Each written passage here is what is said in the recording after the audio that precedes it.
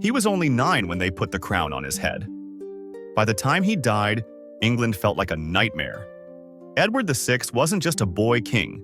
He became a fanatic, a little tyrant. And the way he died, even Henry VIII would have looked away. This isn't just the story of a sick boy dying young. It's the story of how power in the wrong hands can turn cold and cruel. In 1537, Henry VIII finally got what he wanted, a son. The country celebrated. But the joy didn't last. Edward's mother, Jane Seymour, died only 12 days after his birth. That left the baby without a mother and made him even more precious to a father who trusted almost no one. From the start, Edward wasn't raised like other children. He was treated as England's savior. Guards, tutors, and courtiers watched his every move. They told him he was chosen by God. They told him he was more important than anyone else. That doesn't raise a child. It builds an idol. His sisters, Mary and Elizabeth, both felt their father's anger. But Edward only knew praise. Henry VIII gave his son the best tutors, but they weren't normal teachers. They were strict Protestants, chosen to turn Edward into a perfect Protestant king. By 6, he wasn't just learning Latin and Greek. He was studying books that attacked Catholics and taught him that a king ruled with full, absolute power. His main tutor, John Check, filled Edward's head with visions of a new England, one without Catholic corruption. Every subject, history, philosophy, even how to rule, was filtered through this. By 8 years old, Edward could argue why Catholics should die, and why opposing him was like opposing God. He was smart, but he didn't play with other kids. He didn't make friends. He learned how to think, but not how to feel. That mix of brains without empathy shaped his rule. When Henry VIII died in 1547, Edward became king. He was only 9, and he believed God had chosen him. England was already split by religion. Catholics, Protestants, and Reformers all fought for control. At first, his uncle Edward Seymour led the Regency Council, but the boy king quickly showed his own will. He lectured his advisors on theology.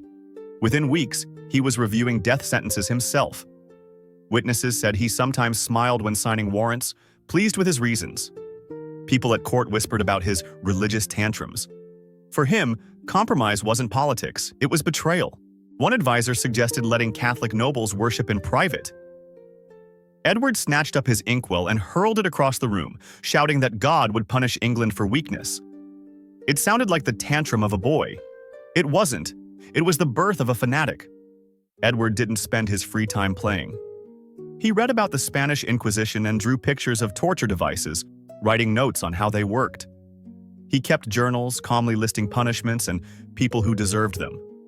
By 10, he was writing sermons read in churches across England.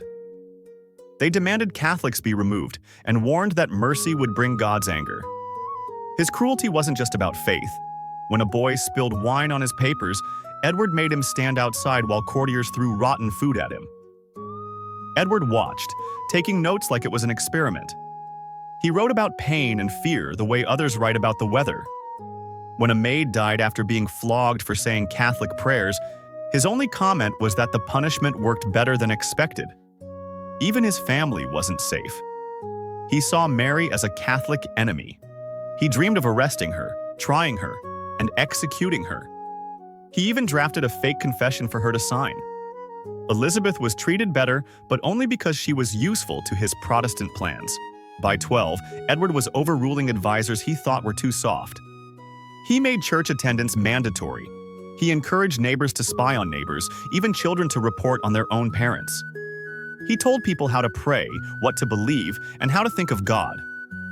Breaking the rules wasn't just against the crown, it was against heaven. Edward read reports of people accused of being Catholic and often made their punishments harsher. He seemed to enjoy it.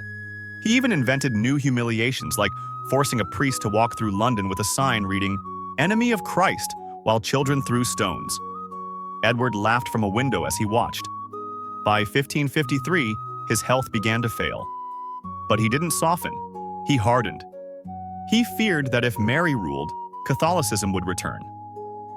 That thought obsessed him. He held secret meetings with hardliners. He worked with John Dudley, Duke of Northumberland, on a brutal plan. remove both Mary and Elizabeth, put Lady Jane Grey on the throne, execute Catholic nobles, and create a permanent religious police. Even while dying, he wrote lists. Who should be killed? Who should lose their lands? What laws should be made? His shaky hand filled page after page. His illness was cruel. Likely tuberculosis, maybe worsened by arsenic from doctors trying to save him. His skin turned greenish. His hair and nails fell out. His body shook with violent convulsions. Yet his mind stayed sharp enough to know what was happening. He shouted about martyrs. He cursed Mary. He begged his allies to continue his plan after he was gone. On July 6, 1553, Edward VI died. He was 15. The court felt relief. Quiet, unspoken relief. The boy who was once seen as England's savior had become its nightmare. Without him driving it, the plan collapsed. Lady Jane Grey's claim failed. Mary rose to the throne, backed even by Protestants who feared more extremism. Edward's legacy is filled with irony. He tried to crush Catholicism. His harshness made it stronger. He wanted to save England's soul. He nearly broke its body. Historians don't see a weak boy controlled by adults. They see a child who liked persecution, who took notes on suffering, who dreamed of total control.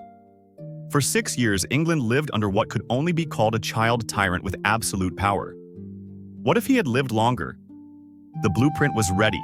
Total surveillance, Catholic nobles destroyed, a religious police force forever. England might have faced one of the harshest regimes in history. But time ran out. Edward's story shows how power without empathy becomes cruelty. How faith can be twisted into a weapon. How education without compassion becomes indoctrination. He thought he was saving England. His death may have saved it instead.